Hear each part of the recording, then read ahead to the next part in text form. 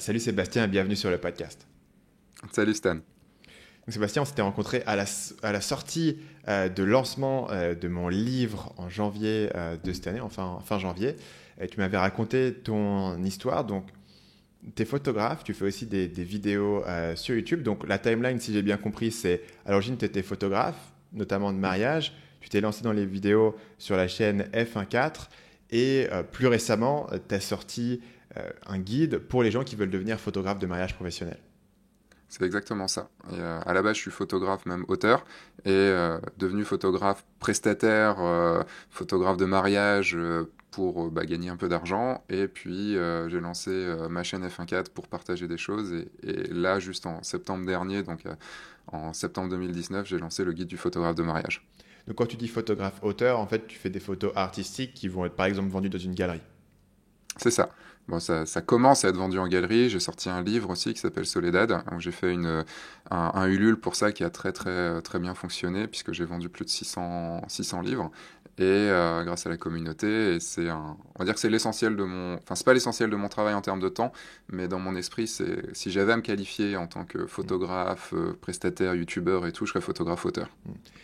Quand tu as vendu 600 livres, c'est quoi le tarif d'un livre sur Ulule? Le tarif était à 40 euros, 42 euros le livre. Après, il y avait des versions limitées, il y avait des versions avec des tirages, enfin, toutes les choses comme ça. Et j'ai fait 41 000 euros en 2 semaines de Ulule. Excellent. Et c'est qui, du coup, ta communauté qui va acheter ça? Parce que tu nous as parlé de tu as une communauté qui sont avec toi pour apprendre la photo. Est-ce que eux, c'est aussi des clients d'un livre sur de la photo que toi, tu vas sortir, par exemple? Tout à fait. C'est essentiellement eux mes clients. Enfin, dans le sens où la communauté que j'ai lancée grâce à la chaîne F14, c'est une communauté au début d'amateurs photographes, mais que j'ai amené vers le côté professionnel aussi de la photo. Et d'ailleurs, je devais faire un Ulule de mon deuxième livre. Là, début avril, j'avais tout bien fait le marketing et tout comme il fallait. Sauf que le confinement est arrivé et comme la plupart des personnes qui allaient acheter mon livre sont des photographes professionnels qui ont été très très impactés par le confinement du fait que des mariages aient été reportés à l'année prochaine, qu'il n'y avait plus de clients, qu'il n'y avait plus de prestations possibles. J'ai dû donc annuler mon lancement et repartir peut-être l'année prochaine puisque le livre que je voulais faire maintenant allait me coûter quand même pas mal d'argent, ça se comptait en dizaines de milliers d'euros pour la production du livre, et donc je ne pouvais pas me permettre de faire un petit score pour ce livre-là, juste pour histoire de rentrer dans mes frais. Ouais. Un point intéressant qu'on a évoqué juste avant de commencer à enregistrer le podcast, c'était que tu viens du milieu de la photographie, un milieu que tu m'as expliqué qui déteste le marketing. Aujourd'hui, tu sembles de plus en plus à l'aise avec ça. Tu as fait des formations avec nous, tu as pris un coaching avec nous. Tu parlais tout à l'heure du fait d'avoir lancé sur Ulule, d'avoir fait tout le marketing. Parle-moi un petit peu de ton parcours par rapport à ça et qu'est-ce qui faisait qu'au départ, tu détestais le marketing et surtout, qu'est-ce qui t'a fait changer d'avis? Alors ça a été un très très très long parcours, très long. Donc, de l'ordre de Euh, quoi? De 15 ans, ça? Tu m'as dit que tu étais indépendant depuis quasiment 14 ans? Ouais, là j'ai 36 ans, je me suis lancé à mon compte à 21, 22 ans. Juste pour la petite histoire, je suis issu d'une école de cinéma, je voulais, en infographie 3D, je voulais faire les effets spéciaux sur Jurassic Park 6, c'est ce que je dis Ok. souvent, mais là il sort en plus l'année prochaine normalement, donc c'est mort, je pourrai jamais le faire. Mais, euh, mais c'était mon rêve de gosse, et travailler sur les grands films, parce que je suis un très grand fan de cinéma. Et, euh, et donc j'ai fait une école de cinéma, et j'ai compris pendant cette école-là que ça allait être un travail à la chaîne, que travailler dans les effets spéciaux, c'était un travail pour moi que je considérais de merde, dans le sens où c'est des horaires de merde, c'est du crush tout le temps, enfin c'est pas ce que je voulais. Et donc j'étais à Rennes et je me suis orienté vers l'architecture parce que c'est là où à l'époque il y avait de quoi faire de la 3D, donc tu sais les perspectives immobilières des nouveaux bâtiments, tout ça. Et il a fallu déjà trouver un job, ce qui n'était pas facile, du fait que je sois très timide, très introverti. J'ai beaucoup de mal à me lier aux gens, enfin ça a toujours été compliqué. Et au bout d'un an de CDD dans une boîte qui était très très chouette, avec un patron qui savait d'où il venait, enfin c'était cool, le, j'ai vu que c'était pas pour moi le fait d'être employé. Et donc, question de vie ou de mort, je me suis lancé en tant qu'indépendant dans la 3D en étant, faut le dire, nul en 3D. Enfin voilà, j'étais vraiment pas très bon et surtout pas commercial pour un sou parce Ouais. qu'il fallait aller démarcher, fallait aller. Je me rappelle m'être retrouvé devant un architecte de 50, 55 ans qui avait fait énormément de choses à Rennes, qui avait une grosse boîte avec plein d'employés et tout. Et j'avais 22 ans et je devais faire mon pro qui savait exactement ce qu'il faisait pour vendre mes prestats et tout. Et je montre mes images et il fait mais cet arbre-là, c'est pas normal qu'il ait un tronc aussi haut. Je fais oui, c'est vrai, je l'ai modifié sur Photoshop parce que c'était plus beau pour l'image. Et là, tu vois, t'as vraiment le côté, enfin, t'as peur, quoi, à ce moment-là, tu Ouais. sais plus où te mettre. Ouais. Et il y a- en fait, tout ce côté timidité je pense, jouer après enfin, à continuer à jouer sur le côté marketing et tout ça. Et quand il a fallu que je me mette alors, en 2008, enfin, il y a eu une crise. Je pense que tu t'en Ouais. rappelles. En 2008, il y a eu la crise des subprimes, tout ça et tout. T'étais déjà en Et en fait, activité ça a à ce moment-là. complet. Voilà, je me suis lancé en 2006 à mon Ok. compte. Et la crise des subprimes a fait que bah, ça a beaucoup touché les promoteurs et les architectes, ce qui fait que j'avais plus de boulot. Ouais. Et je me retrouvais à la sortie d'un boulot qui m'avait fait gagner pas mal d'argent, mais l'État m'a repris énormément d'argent juste après. D'où l'utilité d'avoir un bon comptable. Et donc j'étais dans la merde financière complète. Et il a fallu, et c'est à ce moment-là, j'avais déjà commencé un peu la photo. Et je me suis dit pourquoi pas faire du mariage. Et donc à ce moment-là, j'ai commencé dans la photo, tout ça.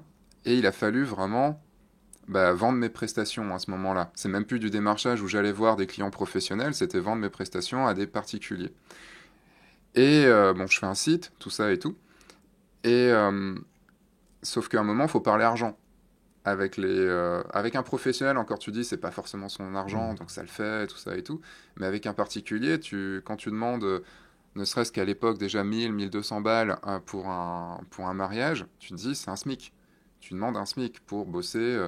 Techniquement, dans leur tête, on bosse une journée, même si on bosse une semaine en tout en travail. Et ça a toujours été très, très, très difficile.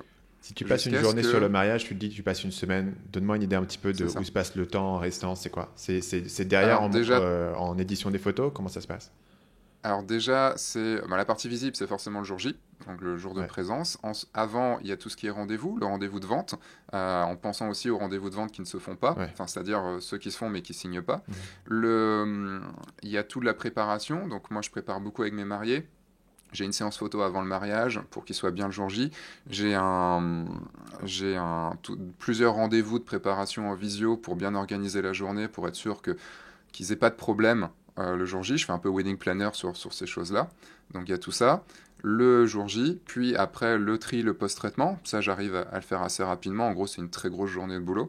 Mais après, il y a la création du livre, il y a le SAV, il y a la galerie en ligne. Enfin, c'est vraiment, en gros, j'ai fait le calcul sur une de mes vidéos, c'est entre 40 et 50 heures, voire 60 heures de travail, en fonction évidemment du temps de présence le Mhm. jour J. Ok. Donc c'est une très grosse semaine de travail, Mhm. plus tout le travail qu'on a fait avant pour s'y mettre. Et, euh, et donc il a fallu faire de la pub dans tout ça. Faire de la pub, enfin se créer des partenariats, et ça a été vraiment difficile pour moi. Et je l'ai encore plus remarqué quand j'ai commencé ma chaîne YouTube et j'ai commencé à apprendre aux photographes qu'il fallait se vendre, que les tarifs, il fallait pas se vendre 500 balles la journée parce que sinon tu faisais rien, 500 balles la semaine de travail, enfin c'était pas cher. Et je me suis pris des réactions très très très fortes, euh, du genre non, c'est pas des choses qui se. Enfin, comment tu peux dire ce genre de choses pour tes clients, tu les aimes pas et tout. Enfin, il y avait vraiment une réaction très épidermique Mhm. au niveau marketing. De la part des photographes, du coup. De la part des photographes, mais comme j'étais avant, c'est juste que Mhm. j'avais un petit peu évolué, tu vois. Et j'ai continué à évoluer, j'avais vu une vidéo d'un photographe qui montrait son rendez-vous de vente, et c'était en 2012, et ça m'avait complètement subjugué. À la fin, il faisait une offre spéciale, un truc qui était valable, genre 2 heures, tu vois. Je me Mhm. suis fait, mais putain, mais comment on a le droit de faire ça, quoi? Comment on peut me foutre de la pression comme ça à des Ouais. gens? Et je l'ai essayé, et j'ai vendu, je devais vendre, ils avaient mis 500 balles de budget, et j'ai vendu pour 2500 balles, ils sont repartis avec le sourire, et moi j'avais le sourire aussi, et la prestation s'est ultra, ultra bien passée. Et j'ai quand même fait plus 1000 balles, juste parce que j'ai fait une offre qui était bien faite, et j'ai fait, waouh, putain, ça marche, Ouais. c'est fou. Et au fur et à mesure, après, j'ai travaillé là-dessus.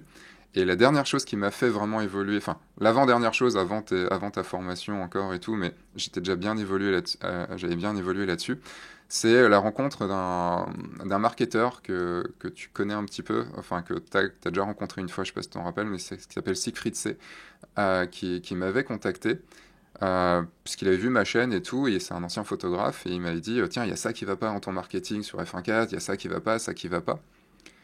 Et est-ce que tu peux, est-ce que... Ah, excuse-moi, j'ai mon chat qui arrive. Hop. Bonjour. Et toi, je vais fermer la porte parce que sinon tu vas... Je suis désolé pour le monteur, je reviens tout de suite.